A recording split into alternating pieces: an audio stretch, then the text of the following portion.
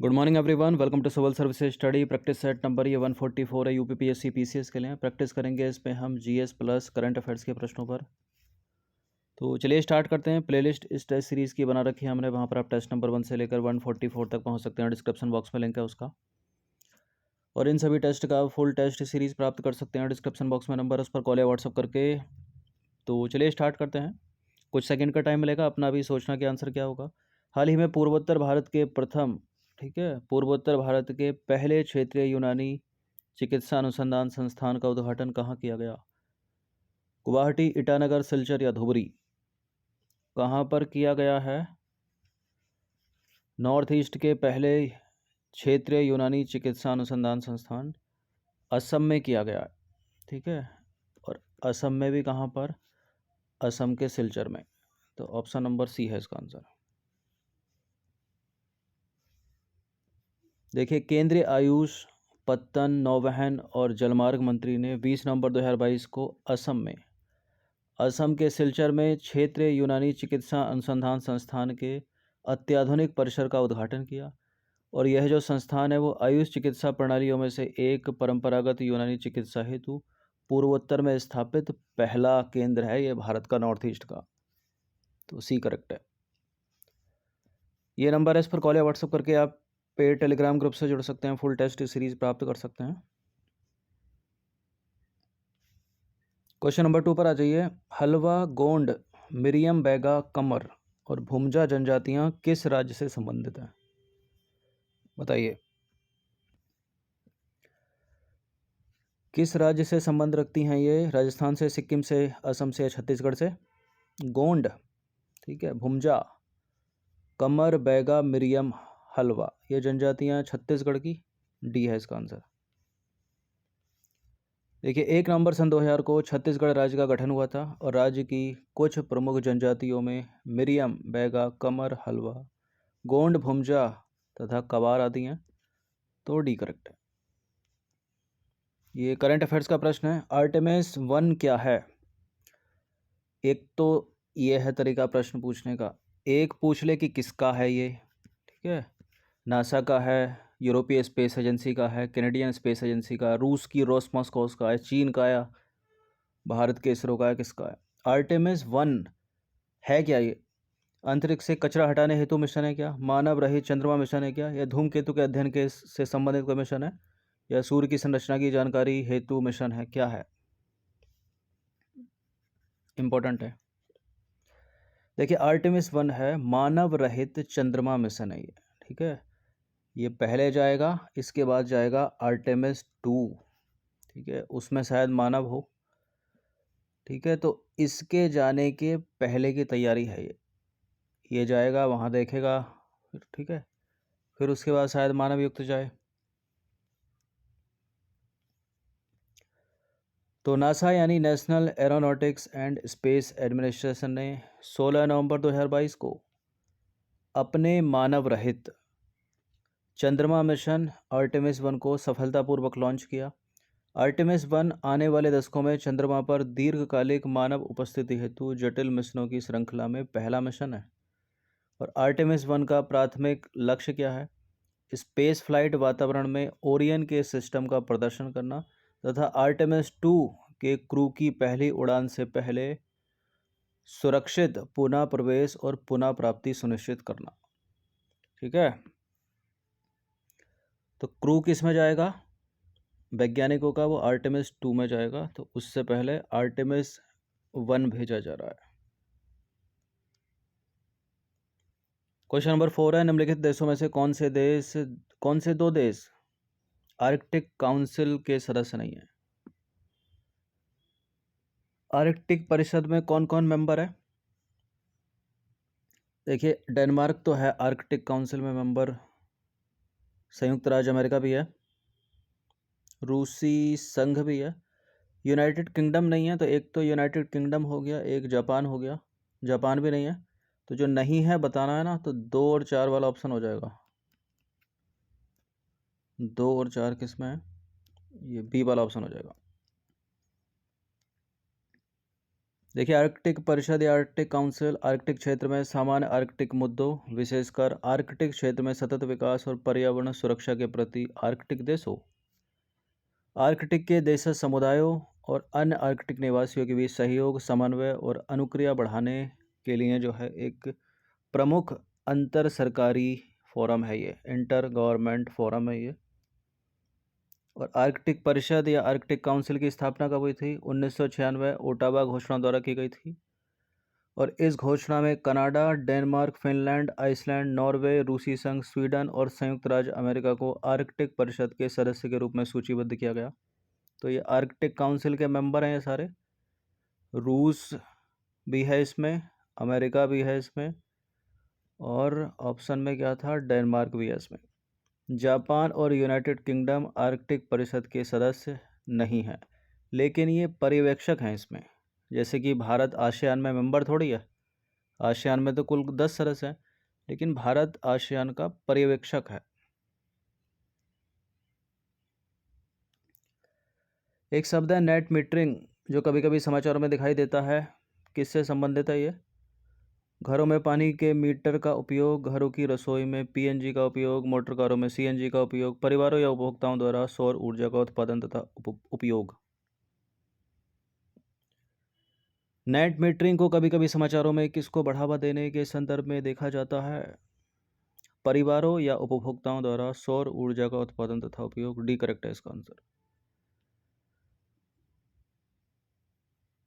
देखिए, net energy metering या net metering उन लोगों के लिए एक तरीका है जो इलेक्ट्रिक ग्रिड को अतिरिक्त ऊर्जा देने के लिए निजी तौर पर सौर पैनल रखते हैं। यह इलेक्ट्रिक ग्रिड पर मांग को कम कर सकता है, सौर ऊर्जा के पर्यावरणीय लाभों को अधिक से अधिक लोगों तक पहुंचा सकता है तथा सौर पैनल मालिक के पैसे बचा सकता है। नेट मीटरिंग अप्रयुक्त सौर ऊर्जा को अच्छे उपयोग में लाने की अनुमति देती है, जबकि सौर पैनल बैटरी जो है मालिकों को सौर ऊर्जा बचाने की अनुमति देती है जब तक कि उन्हें इसका उपयोग करने की आवश्यकता ना हो। नेट मीटरिंग मालिक को समुदाय के साथ ऊर्जा साझा करने की अनुमति देती है। क्वेश्चन नंबर 6 पर आ जाइए। एक नाभिकीय रिएक्टर में भारी जल का क्या काम होता है? स्कूल में पढ़ा होगा ये आपने, साइंस में। न्यूट्रॉन की गति को कम करना, न्यूट्रॉन की गति को बढ़ा देना, रिएक्टर को ठंडा करना, नाभिकीय क्रिया को रोकना। भारी जल D2O न्यूट्रॉन की गति को कम करता है, ये मंदक के रूप में काम करता है। तो भारी जल का उपयोग नाभिकीय संयंत्रों में होने वाली नाभिकीय विघटन क्रियाओं के दौरान उत्पन्न न्यूट्रॉन को अवशोषित करने के लिए मंदक, ठीक है, यानी न्यूट्रॉन की गति को कम करने के रूप में होता है, जिससे कि नाभिकीय ऊर्जा का नियंत्रित उत्पादन और शांतिपूर्ण उपयोग किया जा सके। चलिए क्वेश्चन नंबर 7 पर आ जाइए। जनरल साइंस का प्रश्न है ये भी। प्रकृति के ज्ञात बलों को 4 वर्गों में विभाजित किया जा सकता है, यानी गुरुत्वाकर्षण बल यानी ग्रेविटेशनल फोर्स, विद्युत चुंबकत्व इलेक्ट्रोमैग्नेटिक फोर्स, दुर्बल नाभिकीय बल यानी वीक न्यूक्लियर फोर्स, और प्रबल नाभिकीय बल यानी स्ट्रॉन्ग न्यूक्लियर फोर्स। उनके संदर्भ में निम्नलिखित में से कौन सा स्टेटमेंट जो है वो गलत है? 4 स्टेटमेंट है इनके बारे में।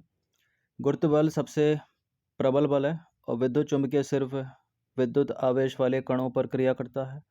दुर्बल नाभिकीय बल रेडियोधर्मिता का कारण है, और प्रबल नाभिकीय बल परमाणु के केंद्र में प्रोटॉनों और न्यूट्रॉनों को धारित किए रखता है।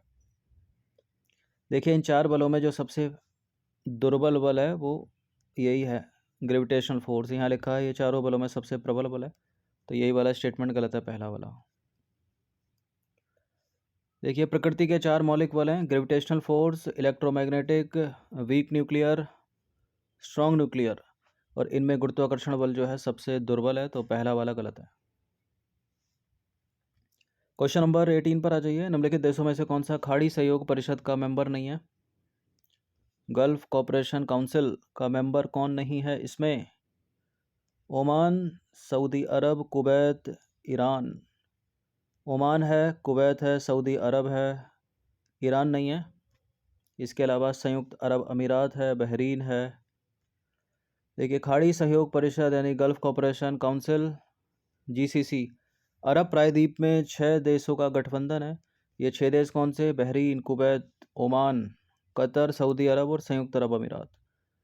यह सदस्यों के बीच आर्थिक, सुरक्षा, सांस्कृतिक, सामाजिक सहयोग को बढ़ावा देने के लिए 1981 में स्थापित किया गया था तथा सहयोग एवं क्षेत्रीय मामलों पर चर्चा करने के लिए हर साल शिखर सम्मेलन आयोजित करता है अपना।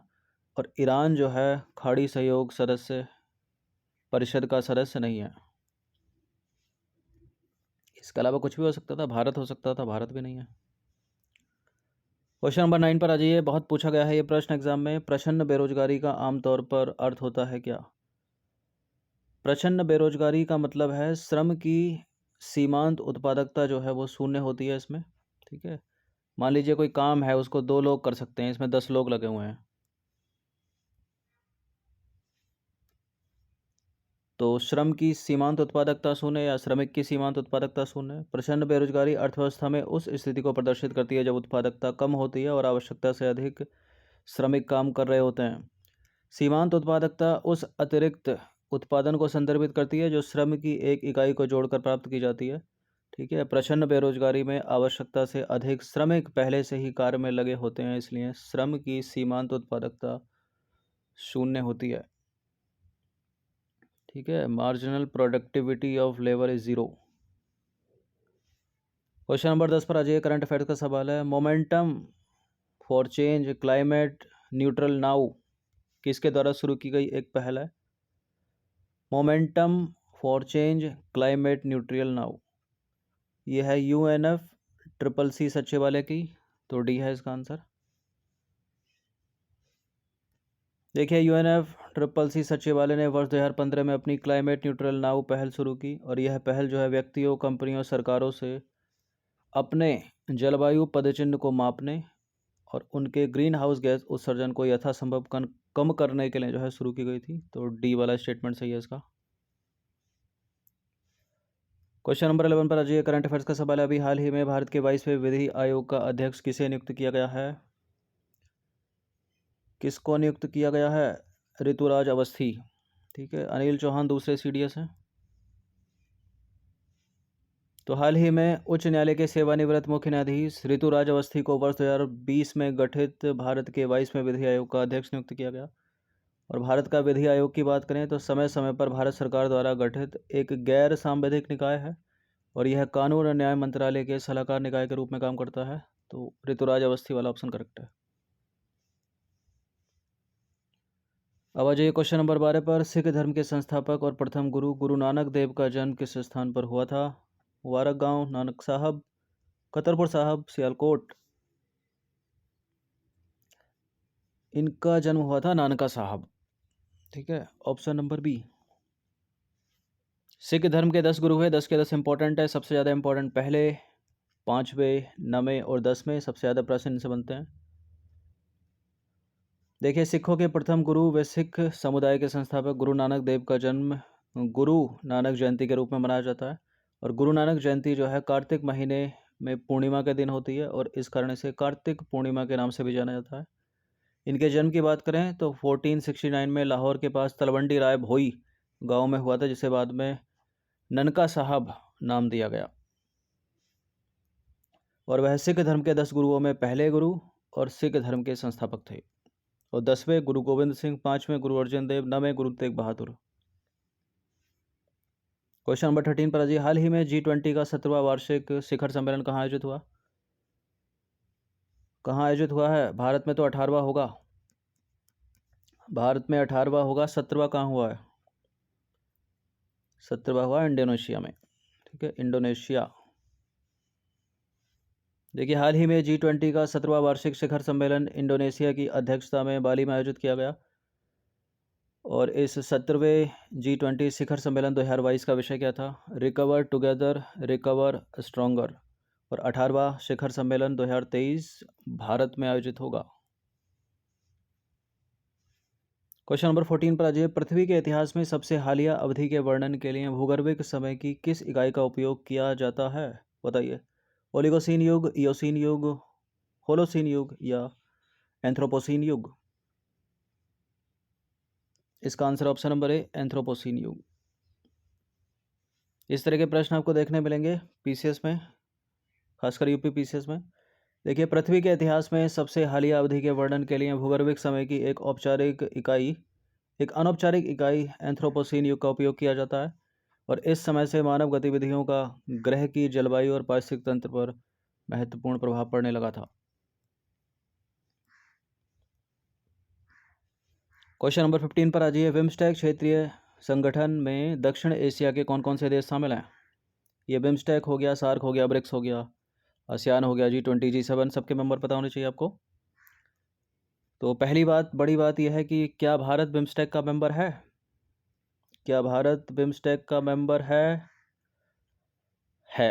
क्योंकि चारों विकल्प में तो है पक्का। पाकिस्तान नहीं है बिम्स्टेक में मेंबर, ठीक है। बाकी भूटान है भारत के साथ, बांग्लादेश है, भूटान है, नेपाल है, श्रीलंका, ये सारे के सारे हैं बिम्स्टेक के मेंबर। सिंगापुर बिम्स्टेक का मेंबर नहीं है, एलिमिनेट कर दीजिए। अफगानिस्तान बिम्स्टेक का मेंबर नहीं है। देखिए, बिम्स्टेक की बात करें तो बिम्स्टेक एक क्षेत्रीय बहुपक्षीय संगठन है तथा बंगाल की खाड़ी के तटवर्ती और सीमावर्ती क्षेत्रों में स्थित इसके सदस्य हैं जो क्षेत्रीय एकता का प्रतीक है। इसका पूरा नाम क्या है? इसका पूरा नाम है bay of Bengal initiative for multi sectoral technical and economic cooperation, ठीक है। Bay of Bengal initiative for multi sectoral technical and economic cooperation. और इसके 7 सदस्यों में जो है 5 तो हैं दक्षिण एशिया के और 2 हैं दक्षिण पूर्व एशिया के, ठीक है। यानी 5 हैं साउथ एशिया और 2 हैं साउथ ईस्ट एशिया। टोटल हो गए 7। जो साउथ एशिया के वो कौन है? बांग्लादेश, भूटान, भारत, नेपाल और श्रीलंका। पाकिस्तान इसमें नहीं है। और साउथ ईस्ट एशिया के 2 हैं, म्यांमार और थाईलैंड। तो वैसे तो 20 प्रश्न होते हैं, लेकिन 15 ही एडेड थे। इनकी प्रैक्टिस कर लीजिएगा। बाकी इन सभी टेस्ट का PDF भी प्राप्त कर सकते हो। ये नंबर इस पर कॉल या व्हाट्सएप करके आप पेड टेलीग्राम ग्रुप से जुड़कर। हर दिन प्रैक्टिस करते रहिए। धन्यवाद।